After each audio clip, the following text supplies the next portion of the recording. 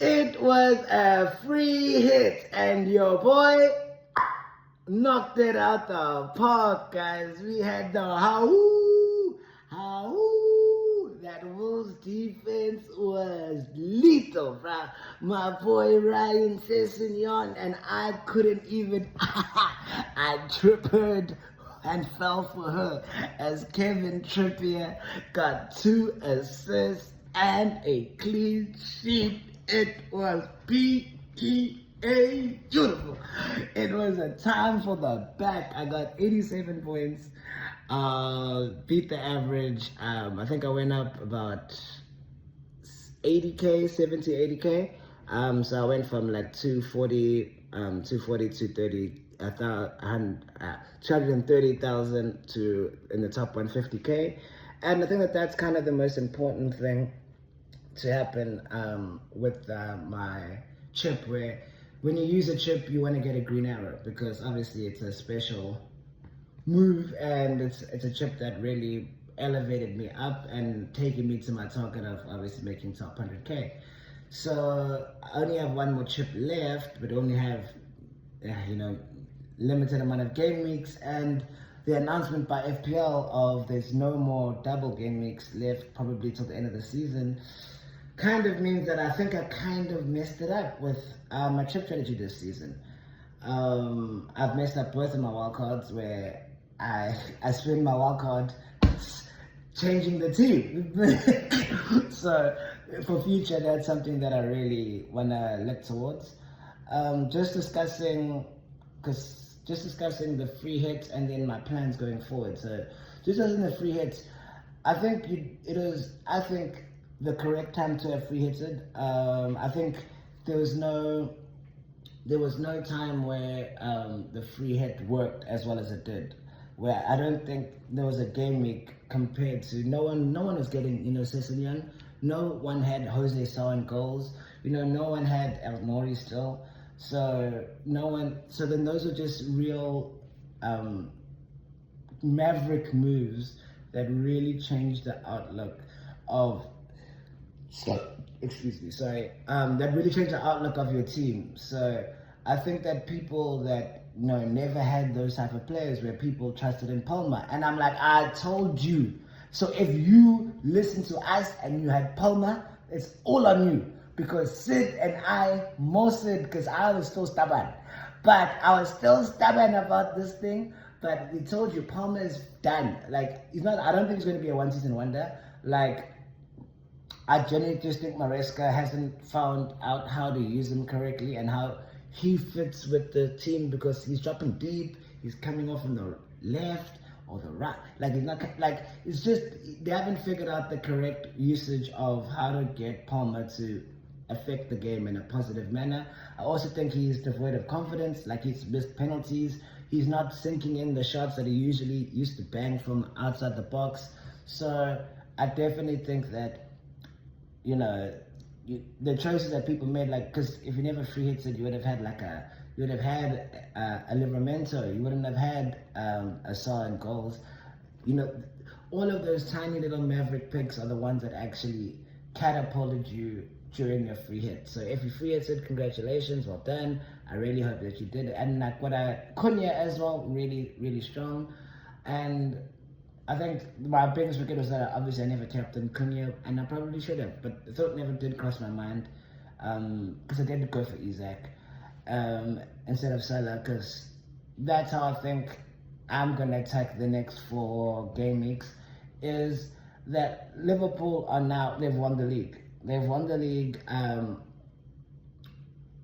I just don't know if they're going to have the gumption or the need or the thrill to want to blast teams away, So that's why I'm not going to not have Salah, because that's stupidity. And if Salah is the best captaincy option for that week, I will obviously do it. But I definitely think going into these last few weeks, like, don't be stupid and sell him. But they now look at different captaincy options, because I think a lot of teams are like, the relegation is done, the league is done. There's only about there's only, I think, 5 teams competing, or 5 or 6 teams competing for like 4 spots for the European qualification. So a lot of the other teams have nothing to play for. So they're just, the defense is probably gonna not be defending, because that they're just out there. They're like, alright, cool, boss. An next week of pay. They're probably planning their vacation now. They are planning their holidays now. They are on the beach. They're like, bruh, I can't wait for my ties in Cancun. This is what I'm waiting for. So that's why I'm like, that's why I'd possibly look at captaining some other players for the next couple of weeks. And that's why, if you're looking at a transfer strategy or a transfer policy going forward, I wouldn't really want to spend money on keepers or defenders. You might want to go for a high upside defender like a Sessegnon, like an Altnori, like a Trent, like a Trippier. Those are possibilities, but you have to look at how many transfers you have going forward. You have to look at how many transfers you have going forward, and we don't have a lot. So if you're going to be taking minuses for a defender that doesn't have a high upside, or you're just hoping for a high upside, they won't have a lot of time to repay your faith in them. So that's why I just don't think that getting a goalkeeper or a defender is just a high upside move, or a move that you should be considering. A lot of us wildcarded, like 3 or 4 game weeks ago. So, like, if your team's not perfect, obviously, but your team shouldn't be in such disarray, because we've confirmed there are no doubles, there are no more blanks. So everyone's playing every week. So your team, if you did wildcard and we were all going to bench boost after that wildcard, if you created a team for that, you must just be like, these were the 5 defenders I chose. It is what it is, my guy. So that's kind of my ideology of what I would be planning for a transfer plan. So my transfer plan going forward is, because, like I said, of alternative captains, I am looking at Bryan Mbeumo as my captaincy option this week, and I think that he will be outside of Salah. I think he'll be the most captain player this game week, because Brentford as a team have very high attacking stats. Mbeumo is the second highest scoring midfield in the game. He's had penalties, and he scored, I think, 19 goals this season. Visser, the centre forward, has scored 16 goals this season, and I think they both have been very criminally underrated this season, where I don't think I've owned Visser this season, and Mbeumo has been a streaky player where, I think everyone had him at one point, but then I remember he went like 6 or 7 games without, getting a goal. And then I sold him, and then he spent the next 5 game weeks scoring goals. Obviously not the free hit game week, but the game week before that, he went and got an 18-pointer out of nowhere, JR. So he is a player with a high upside, and I think they're playing Spurs. They're playing Spurs or United this game week. But they're going to play the opposite the following game week. And you saw Spurs against Liverpool. They were like the Red Sea, the way you could run through that defense. Oh my goodness. And I think that Spurs and United have both said, hey bruh, we are out here rolling in the deep in the relegation zone fight, bruh. We out there being like 15th, 17th. We are out there doing nothing. So the only thing we can do is Europe.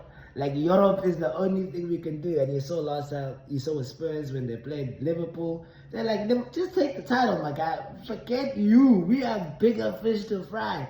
They never played Romero. They never played Van de Ven. They were like, yeah, guys, just go. Richarlison was running around. I'm like, when have we thought of Richarlison? Right? So I think that those teams are going to definitely be at the beach. Even though Spurs did do okay in their Europe match, I don't think they're going to risk it, trying to play hard against a Brentford team. So, and Ruben Amorim has already confirmed that, Ruben Amorim has even confirmed that he's out, So that's kind of why I'm going to look at, because the Brentford are playing United, So that's why I'm going to look at playing those getting in those type of players. And I know that West Ham are playing Spurs, so then a Bowen. But because those are players I would be looking to bring in because I would like to look to captain them. So that's how I think you're gonna make up your transfers, is to only use it on midfielders and attackers because of how the game week is, how there's so limited game weeks. You can get a high upside from those players because they get goals, assists, their bonus points, merchants. So try get some of those players into your team going forward because you only have a couple more weeks. So, and I want to try captain people other than Salah because Liverpool haven't been very strong. Like they've just won the league, but they haven't been free flowing. Like I think the goal for Salah last game week was his first goal in 7 appearances, I think, from open play in the league. So I'm like, they're not free flowing. They might rotate because now the league is done. So I don't really know their vibe. I'm not willing to get rid of Salah because that's just stupidity. But I definitely think that when there's a player in your team that has a better fixture, just because of how people are just going to try to score goals, I generally just think that it's better upside to captain some different people to try and make up, to try and make your 100K, your 50K, your 10K, 200K, 300K rank. That is your differential. And also if you're trying to win your mini leagues, like, when you're at the top, trust me, I know, because I'm actually pretty good, you try to play it safe.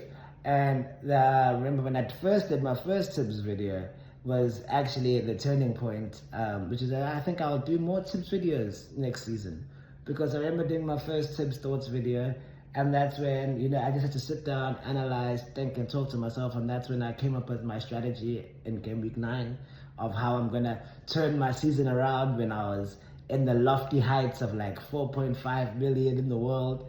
But look at me now, 120K at the moment. And we are pushing to that 100K.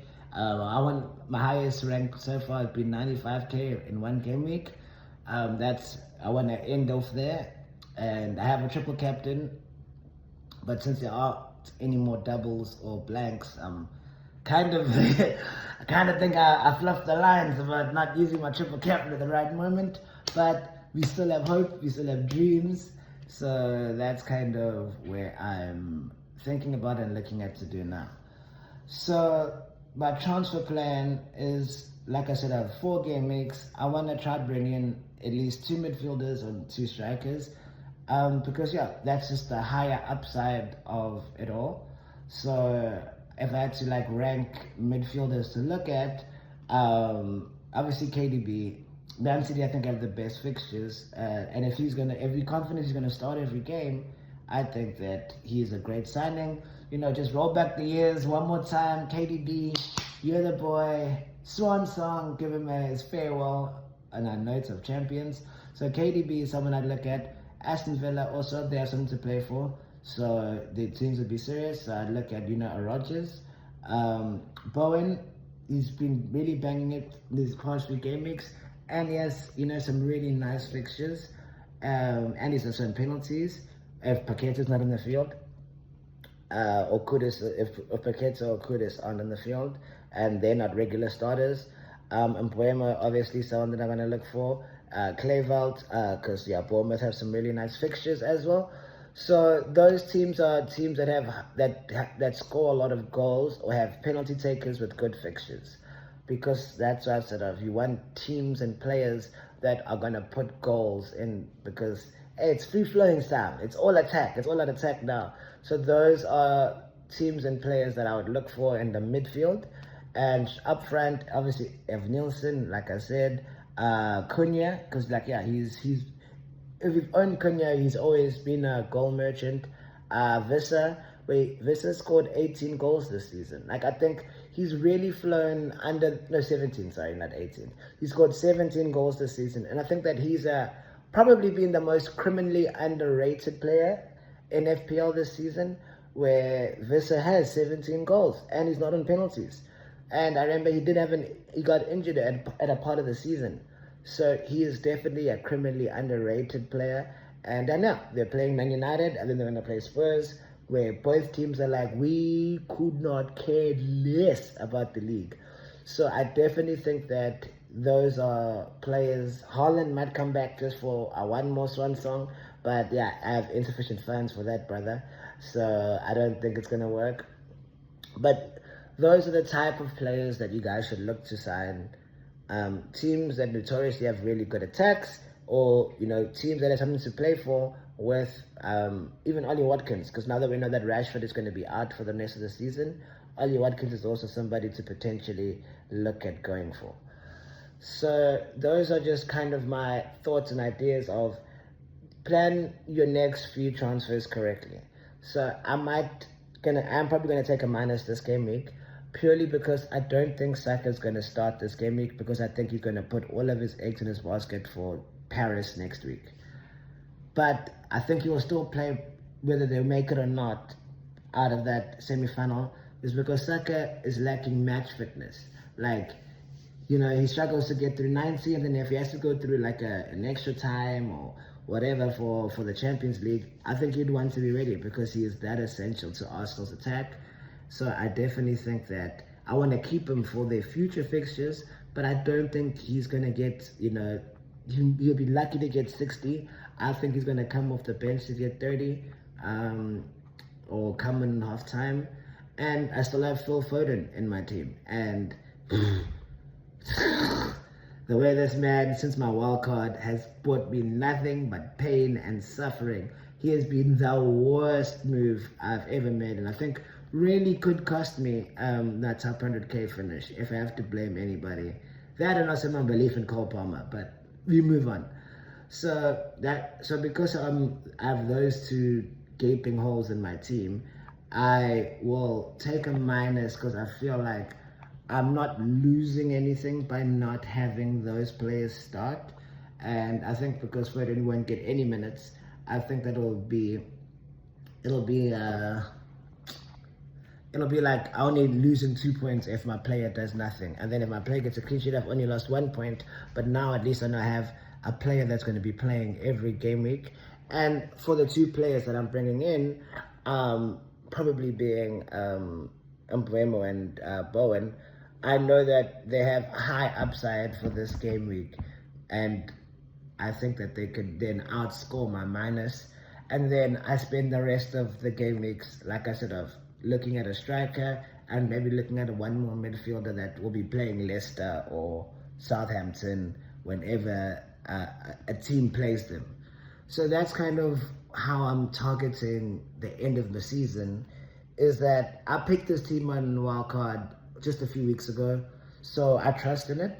I really want an Mbeumo and a Bowen, just because of fixtures, and then I'm going to then make transfers just targeting certain teams, so that I can just target the attacker, whether it's a striker, whether it's a midfielder, for the teams that are playing a really bad team, so that I can get as many points as I can. And I'm going to try and keep the captain armband off of Salah unless it's a really tough team.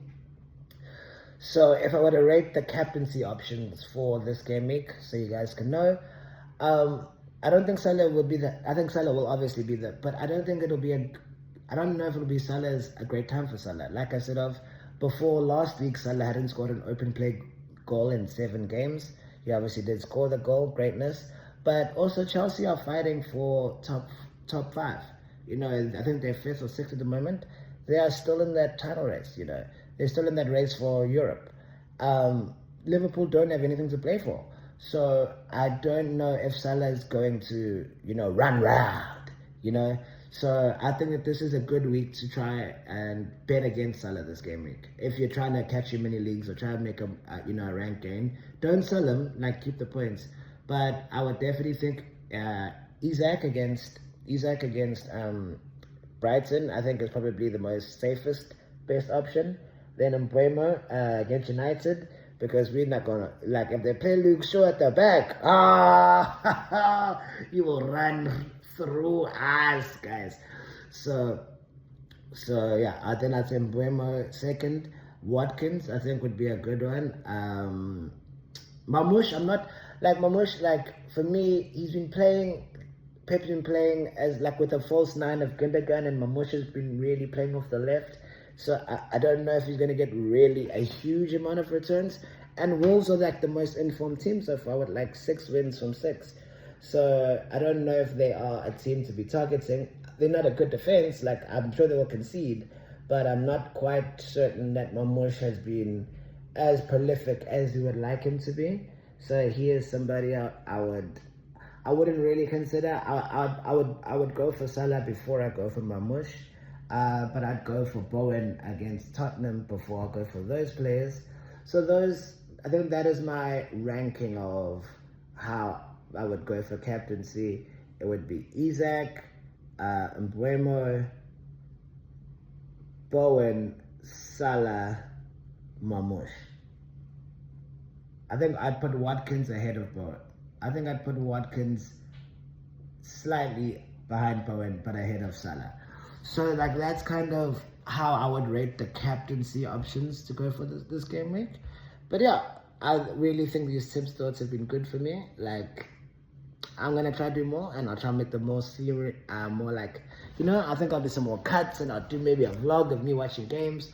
But yeah, these are just things we're trying to figure out how to do for our moving the channel forward, So, we've been doing streams, from our recording stuff, we just started to do new stuff and find new ways to tackle FPL next season, because boys, Sid and I work, so we can't do this full time, and we can't pay somebody to edit us all the time. So we just try to find new ways where we can have our time to do it and then also be good. So I hope you guys really enjoyed my Tibs thoughts. Good luck for this game week. I haven't decided what I'm going to do yet, but if it's either going to be Mbuemo and Vissa in, or it's going to be Mbuemo and Bowen in. And I'm going to take out Foden, and I'm going to be taking out probably Saw. Probably Saw, So those are Saw, or if I'm doing a striker, I'll probably be taking out Mateta. So those are the transfers that I'm thinking of doing. Hope you guys had a great week. Hopefully, green arrows in the future. My name is Tibs from the FPL Diamond Dogs. And remember, we're number 1 in the field and number 1 in your hearts. Ho, ho! Awoo!